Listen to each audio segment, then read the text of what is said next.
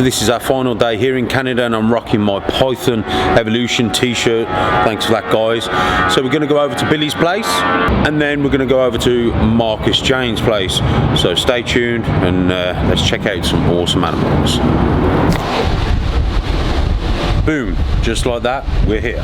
So I'm here today at Billy's facility. We're going to do a bit of filming. I want to talk a bit more about the Cryptic gene.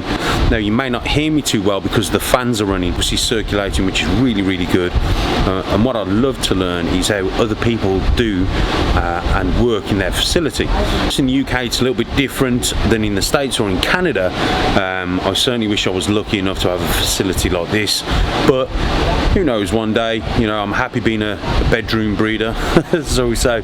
But yeah, absolutely awesome. So I'm going to look at a few animals, get it all down, get it all recorded, and I'll bring you guys some awesome videos. So Billy, tell us a little bit about the Cryptic gene. Okay, the Cryptic gene I never heard of before, and let me see, 2017 we had Justin Kabilka up here for our CRBE. He was here at the facility. I know you've seen some videos of it.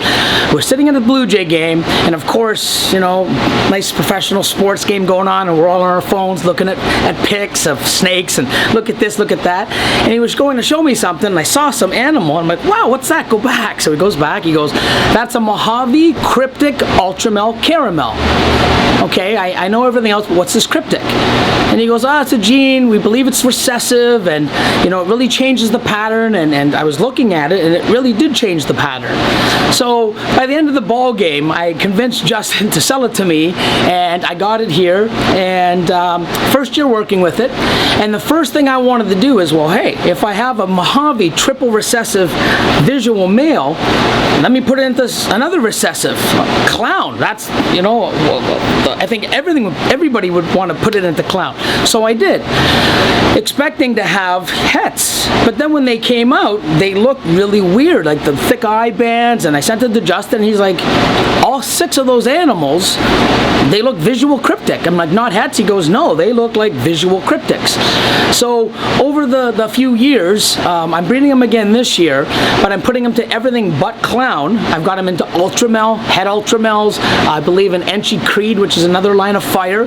So I'm trying to see if I can get the Cryptic gene without anything to do with clown or het clown, because as you probably are aware, other people are popping up this Cryptic stuff, but 90% of the people that are getting these visual Cryptic looking animals are either clown or het clown.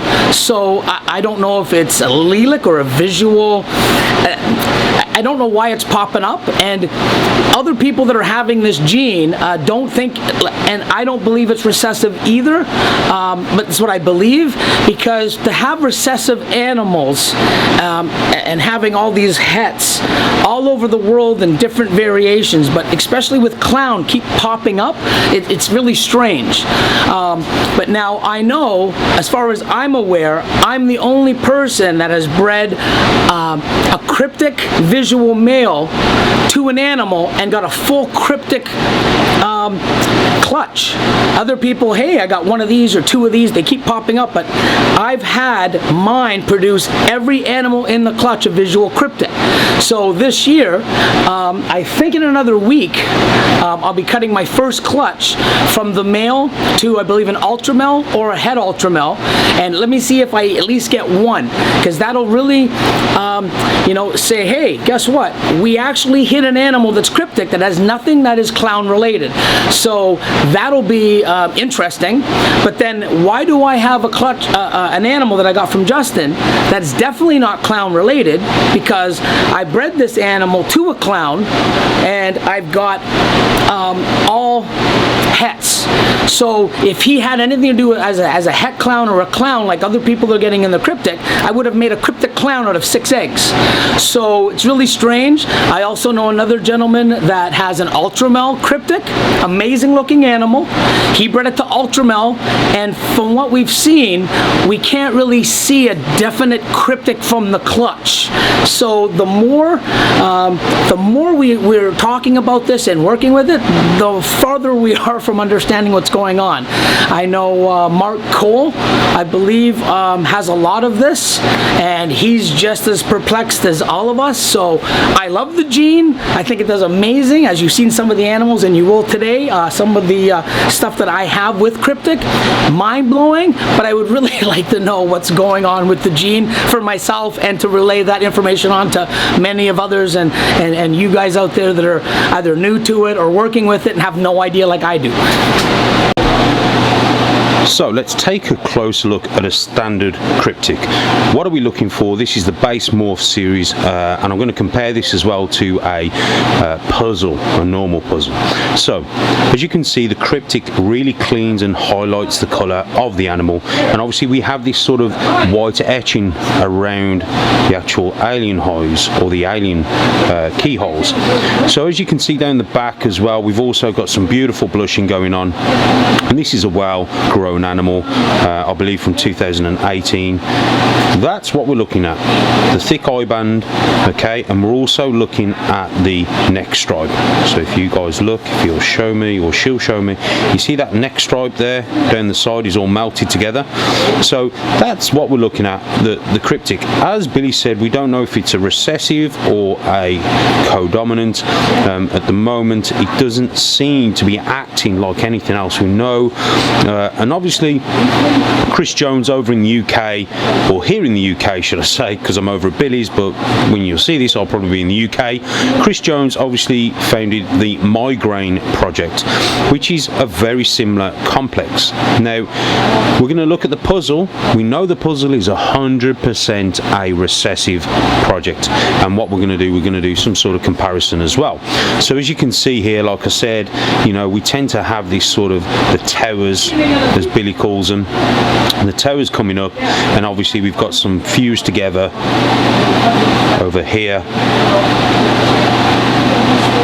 and again we have that neck pattern going on down the neck, and again the eye band is normally the main giveaway, the thick eye band, as you can see.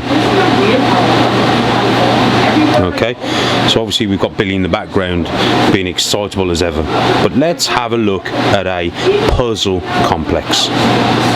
So this is the Cryptic, as I said, so you can see that. I'm going to get a puzzle, just a straight puzzle over here next to the Cryptic as well. Now the puzzle, as you can see, is completely different regarding the pattern and how it's working, and again the puzzle, we tend to have this meltedness, and again this real crazy puzzle back. Again we have thick eye stripes, okay,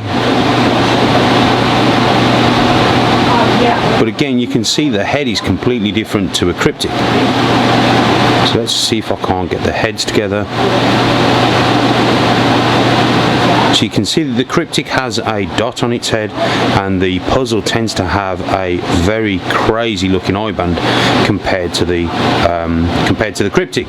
So what I wanted to do in this series was just show you guys standard mutations of both the puzzle Cryptic, and so you guys can see they're roughly the same age, roughly the same size, and I just wanted to compare the two because they probably do the same things, and as we know right now, the puzzle is 100% a recessive project, which is an absolutely awesome project, which I love. But as you can see with the Cryptic as well, the Cryptic is very similar looking, and right now it's potentially looking more of a codominant than a recessive.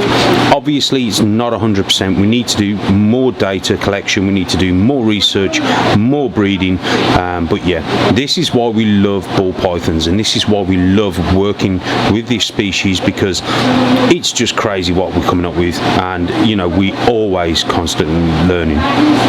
Okay guys, hope you've enjoyed this real short quick base morph. I'll throw some pictures in maybe of some Cryptic stuff, but yeah, hope you've enjoyed it guys. Thanks for tuning in. Don't forget to hit that notification bell, hit that subscribe button, and also give me a thumbs up.